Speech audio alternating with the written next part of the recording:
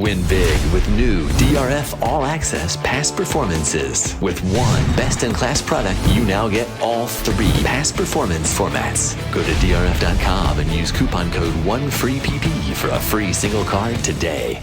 Hi everyone, I'm Brad Free, and this is Daily Racing Forum's Derby Watch. David Aragona has the day off, but we have plenty to talk about following three Kentucky Derby prep races last week, including the most significant, and you know what it was. It was a dazzling performance and a new Kentucky Derby favorite.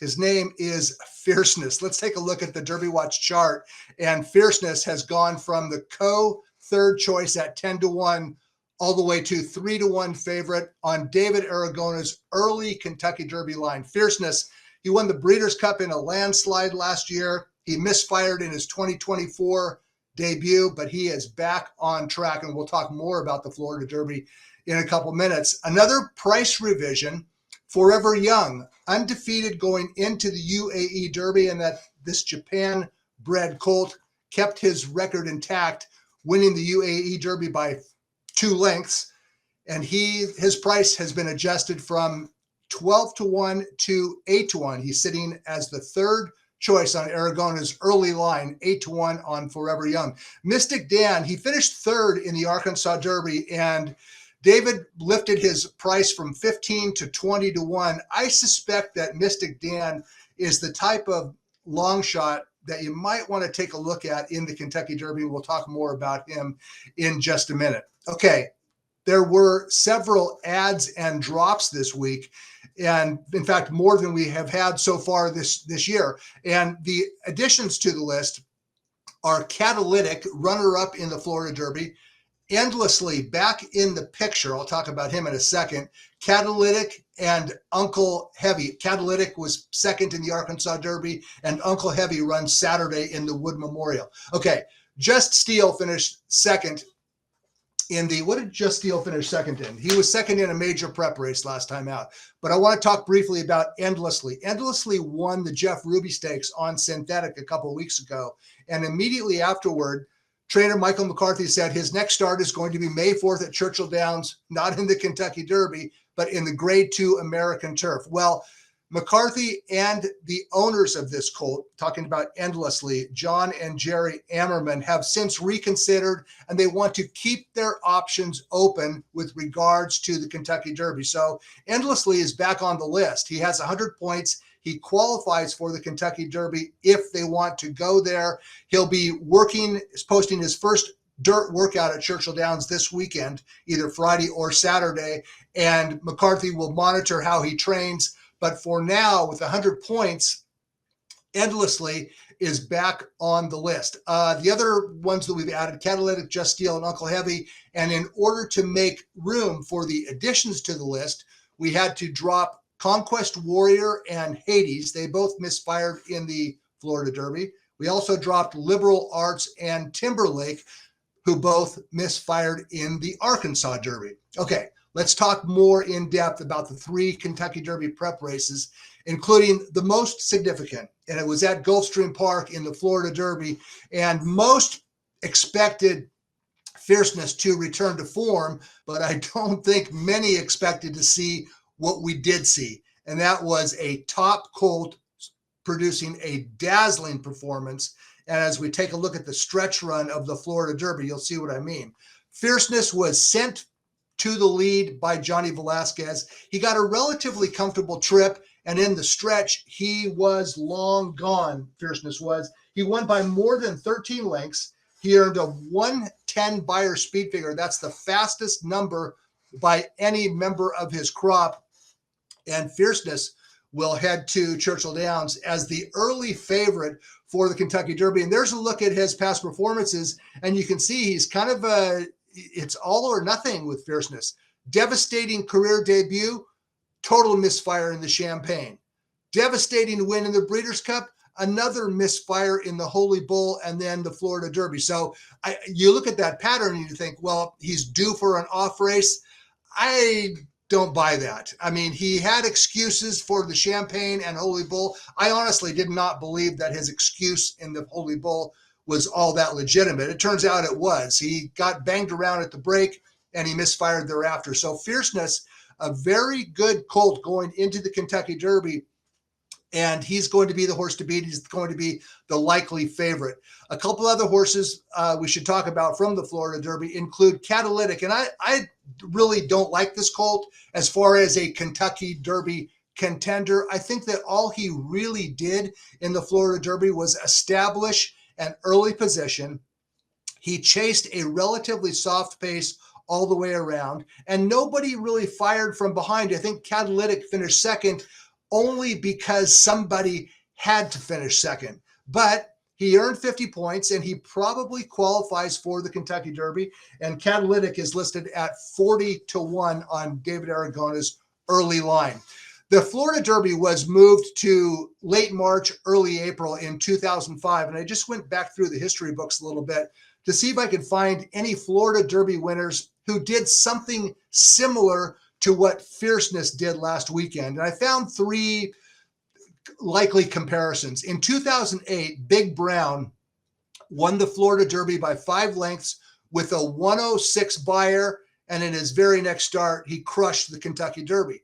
A year later, Quality Road won the Florida Derby with a 111 buyer, but he did not make the Kentucky Derby. He had a setback, did not make the race. And in 2015, Materiality won the Florida Derby with a 110 buyer, and he finished 6th in the Kentucky Derby. I'm not suggesting that a 3-horse sample is enough to draw a conclusion from, only to illustrate those are 3 potential outcomes for Fierceness. Either he wheels right back, reproduces his Florida Derby win, and wins the Kentucky Derby, or something happens and he does not make the race. Remember what happened 1 year ago with Forte.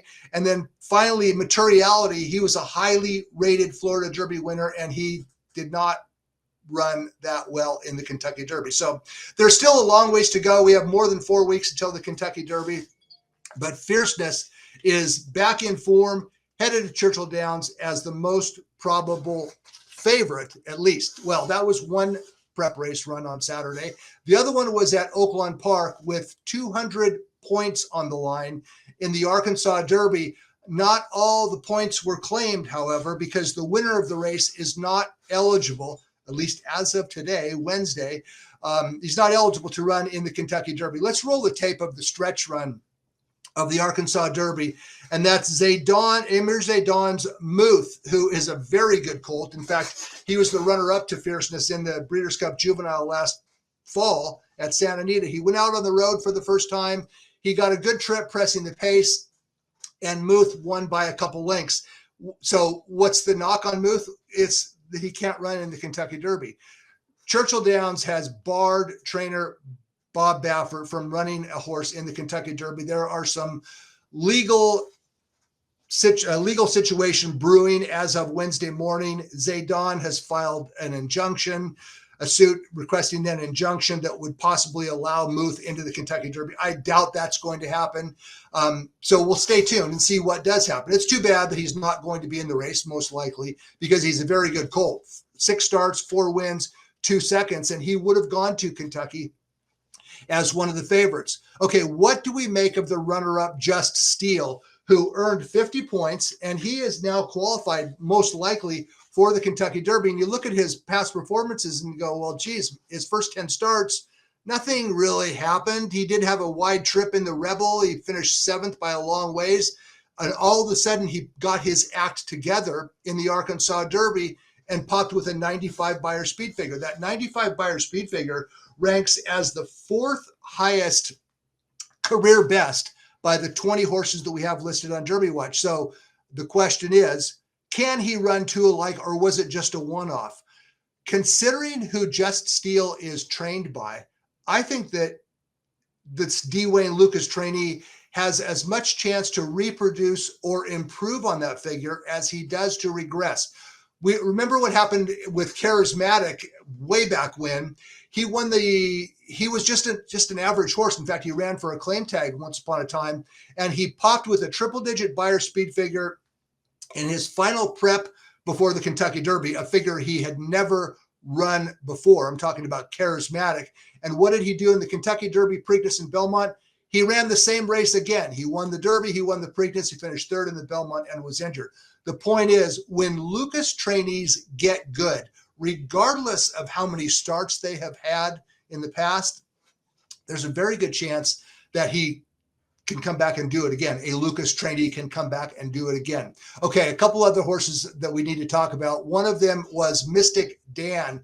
And Mystic Dan, no, he did not reproduce his Southwest Smasher, a 101 Beyer speed figure, but the Arkansas Derby set up all wrong for him. He was in trouble into the backside. He was wide most of the way. He ran around the track and he just got up late to finish third. It was a step backward from his Southwest performance. But we know he's a fast horse, Mystic Dan, with a 101 Beyer in the Southwest, with a 96 Beyer winning a maiden sprint last year. This is a horse who has run exceptionally fast races twice in his career. And if he starts at a giant price in the Kentucky Derby, he might be worth gambling on. Timberlake made a premature move. He was up there on the lead. He faded. And trainer Brad Cox reported this week, actually via Mary Rampolini of Daily Racing Form, that Timberlake will now focus on shorter distances in the moving forward. He's not a mile and a quarter horse at this stage of his career. Finally, Liberal Arts is also off the Derby trail. He had a tough trip and finished nowhere in the Arkansas Derby. So it was a good performance by Muth, who's not eligible to the Derby as of today, and kind of a breakout performance by the runner-up Just Steel, who hits the Kentucky Derby on a conspicuous upward pattern. And I would not be at all surprised to see Just Steel run that same race again, if not improve, and maybe hit the board in the Kentucky Derby. We'll talk more about the Derby as we get a little bit closer. And we're also going to be talking about historical trends. And the winner of the UAE Derby last week is going to buck a very difficult historical trend. Let's take a look at the stretch run of the UAE Derby. And Forever Young in second right now, he was kind of, in my opinion, an unimpressive winner of the Saudi Derby, a race that was run around one turn, which is not his deal. And he also did not like dirt in his face. But this is Forever Young, stretching out to two turns in the UAE Derby and winning by 2 lengths. The runner-up was nearly 5 lengths clear of third. So it was kind of a strung out field, and Forever Young ran well. He improved, I think, off of his Saudi Derby win, and he'll go to Kentucky as a 5-for-5 Japan-bred colt. And I think you have to take him seriously. David Aragona dropped his odds down to 8-1. He's the current third choice on Derby Watch. Forever Young is. So what about this historical challenge that I was talking about? Well, Forever Young will not be the first UAE Derby winner to run in the Kentucky Derby. In fact, there have been 13 UAE Derbies. This race was inaugurated in the year 2000. 13 UAE Derby winners made their next start in the Kentucky Derby, and not a single one of them so much as hit the board. Now, granted, only 2 of them were single-digit odds, Dermot Sotogake last year, Mendelssohn in 2018. But you would think a race with as much apparent prestige as the UAE Derby would at least produce an in-the-money Kentucky Derby finish at some point in time. And beyond those 13 UAE Derby winners, 6 other horses from the UAE Derby who did not win made their next start in the Kentucky Derby. None of those hit the board either. So we're up to 19 UAE Derby starters who made their next start in the Kentucky Derby, and we're still looking for an in-the-money finish. Maybe Forever Young will finally be the one to break this long drought, but that's a pretty significant historical challenge to overcome for Forever Young, an undefeated top-class colt who is going to be shipping to Churchill Downs with the 5-for-5 record. Okay, some quick takeaways. Fierceness, back to fierceness again. You know, it's not a question. I suspect there's going to be a lot of extreme opinions expressed over the next month regarding fierceness. Some people are going to hate him. Some people are going to love him.